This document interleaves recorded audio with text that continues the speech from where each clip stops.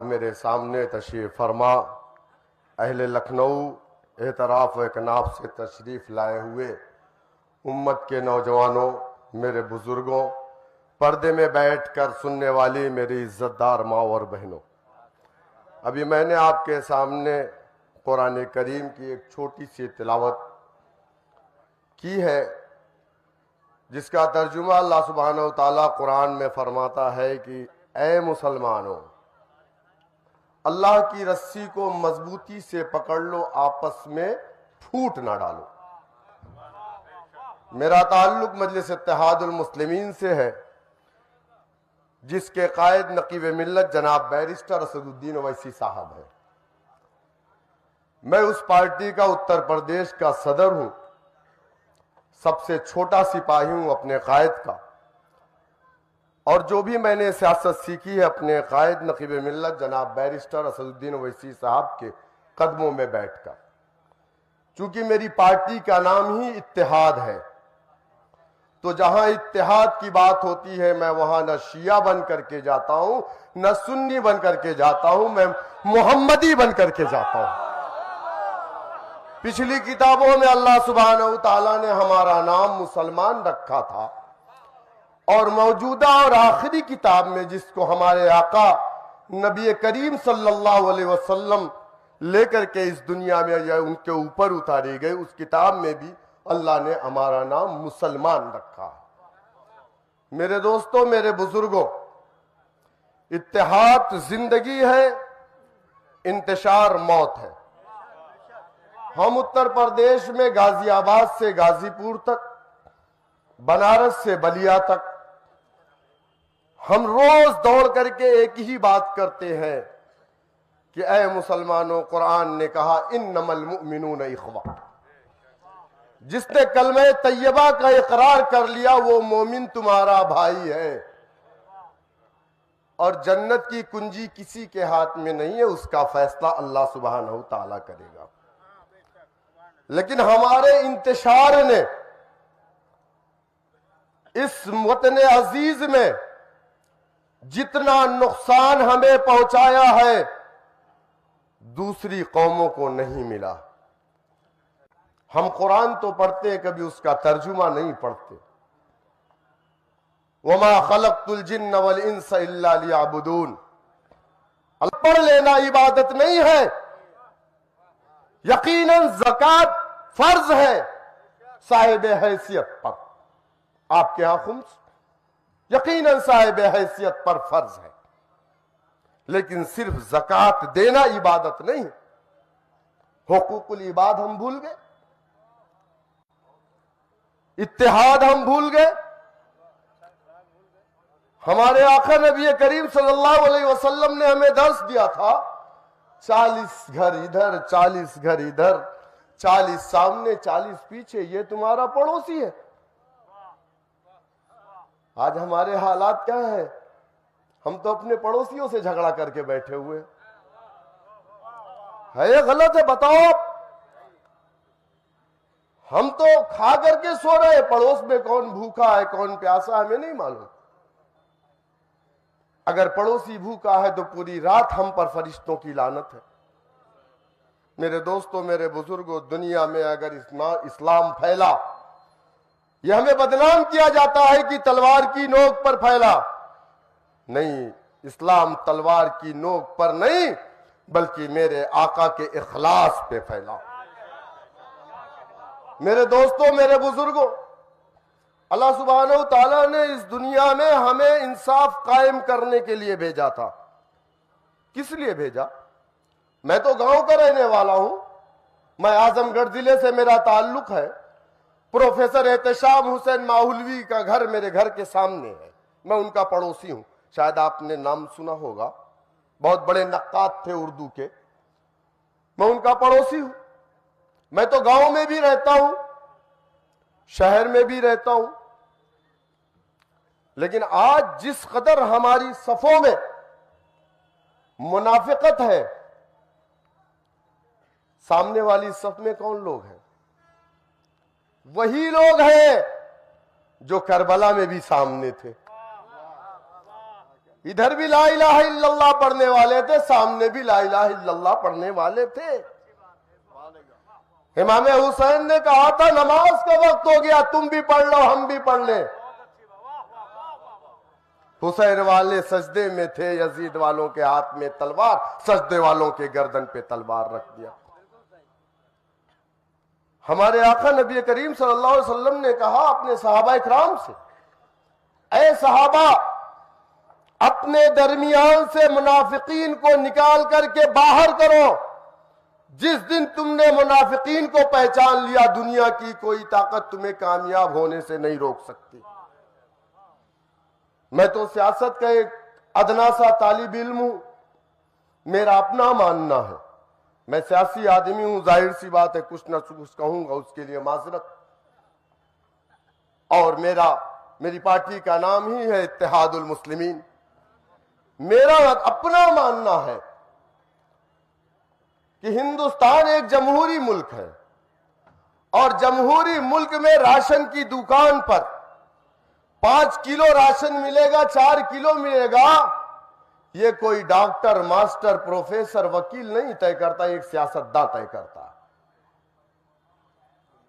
آپ کی پاکٹ میں رکھا ہوا پیسہ کب کاغذ کا ردی ٹکڑا بن جائے گا، یہ کوئی ڈاکٹر، ماسٹر، پروفیسر، وکیل نہیں طے کرتا، یہ بھی ایک سیاستداں طے کرتا ہے۔ ہماری شریعت میں مداخلت کب ہوگی، ہمارے کس امام باڑے، کس مساجد، کس درگاہ کو کب توڑا جائے گا، یہ بھی ایک سیاستداں طے کرتا ہے۔ ہم کو کب سڑکوں پر نکلنا ہے، کب نہیں نکلنا ہے، یہ بھی ایک سیاستداں طے کرتا ہے۔ جمہوریت میں اگر آپ کو حق اور انصاف چاہیے تو یہ مانگنے سے نہیں ملتا، سیاسی طور سے اس قوم کو بیدار ہونا پڑے گا۔ جس ایوانوں میں آپ کے تباہی کے قوانین بنائے جاتے ہیں، میں لڑائی اس ایوان میں ہے۔ سڑکوں پہ لاکھوں کا مجمع، قربانیاں دے دیجئے، خون بہ جائے، ندیاں بہ جائے پولیس کی گولیوں سے، کچھ حاصل ہونے والا نہیں ہے۔ جہاں پر ہمارے تباہی و بربادی کے قوانین بنتے ہیں، جب تک ہمارے ووٹ وہاں نہیں ہوں گے، جب تک ہم کوئی لڑائی نہیں جیت سکتے۔ اس کے لیے صرف اور صرف ایک چیز کی ضرورت ہے، وہ اتحاد، اتحاد، اتحاد۔ اتحاد ہے تو زندگی ہے، متحد ہو تو بدل ڈالو نظام گلشن، متحد ہو تو بدل ڈالو نظام گلشن، منتشر ہو تو مرو شور مچاتے کیوں ہو۔ آج مولانا کی باری ہے، اگر کوئی دوسرا مولانا سمجھتا ہے کہ میرے ساتھ تو کچھ نہیں ہوا تو وہ مغالطے میں ہے۔ ایک ایک کر کے سب کی جس طریقے سے مرغی کا چوزا کٹر اپنے پجڑے میں رکھے رہتا ہے، ایک کو نکالتا ہے، دوسری مرغی چھپ جاتی ہے، وہ سوچتی ہے میں بچ گئی، لیکن تھوڑی دیر بعد اس مرغی کا نمبر آتا ہے۔ اس لیے میرا پیغام ان لوگوں کے لیے ہے جو لوگ مجھ سے بھی یہ کہہ رہے تھے کہ وہ مولانا کی انا کی لڑائی ہے، کیوں اس میں جا رہے ہو۔ اس کے پہلے ایک بہت بڑا پروٹیسٹ تھا سابق وسیم رضوی کے خلاف، موجودہ تیاگی کے خلاف، ایک بہت بڑا پروٹیسٹ تھا۔ مولانا نے بلایا تھا، بڑے امام باڑے پر پوری فورس لگا دی گئی، LIU-IB ایکٹیو ہو گئی۔ میرے پاس میرے قائد نقیب ملت جناب بیرسٹر اسدالدین اویسی صاحب کا فون آیا، بولے جائیے آپ وہاں پر، مولانا کا پروٹیسٹ ہو رہا ہے۔ میں نے کہا صاحب میرے پاس کوئی کال نہیں ہے۔ بولے میں کال کر رہا ہوں، جائیے مولانا سے ملاقات کریے۔ میں گیا، جناب سے ملاقات کی۔ مولانا کو ساری طرف سے گھیر رکھا تھا لوگوں نے، نہیں نکلنے دے رہے تھے، کہہ رہے تھے پروٹیسٹ نہیں ہوگا۔ میں نے کہا مجلس اتحاد المسلمین اور آپ کا یہ چھوٹا سپاہی پہلے لاٹھی اور گولی کھائے گا، اس کے بعد آپ کے اوپر آنچ آنے دے گا۔ مولانا کے سامنے کہہ رہا ہوں۔ ہم مل کر کے گئے، ہم اپنے گھر پہ گئے، عادل نگر میں ہمارا آفس ہے، پارٹی کا دفتر ہے۔ رات کو 1 بجے گڈمبا تھانے کی فورس آ گئی ہمارے گھر پہ. دروگا جی آئے, دروازہ کھٹکھٹائے رات کو 1 بجے. میں نے دروازہ کھولا, میں نے کہا کیا بات ہے رات کو 1 بجے, آپ کو کون رائٹ دیا میرے گھر پہ آنے کا؟ بولے وہ کل امام باڑے پہ مولانا کلب جواز صاحب کے پروٹیسٹ میں آپ کو نہیں جانا ہے. میں نے کہا آپ کون ہیں؟ میں نے کہا آپ کون؟ بولے مجھے کپتان صاحب نے بھیجا ہے. میں نے کہا میرا ڈی جی پی حیدرآباد میں بیٹھا, اس نے مجھ سے کہا جانے کے لیے. تمہارے کپتان میں طاقت ہے, تم روک لینا. میرے ڈی جی پی نے کہا میں جاؤں گا تو جاؤں گا. ہم پوری طاقت سے اس پروٹیسٹ میں مولانا کے ساتھ کل بھی کھڑے تھے, آج بھی کھڑے ہیں. یہ تعداد بہت کم ہے. مولانا آپ کال کریے, کبھی بھی, کل بھی تھے آج بھی ہیں. انشاءاللہ مستقبل میں بھی ہم آپ کے ساتھ انصاف کی اس لڑائی میں پوری پارٹی کے ساتھ کھڑے ہیں. اور ضرورت پڑی تو نقیب ملت بیرسٹر اسد الدین اویسی صاحب بھی لکھنؤ آنے کے لیے تیار ہیں.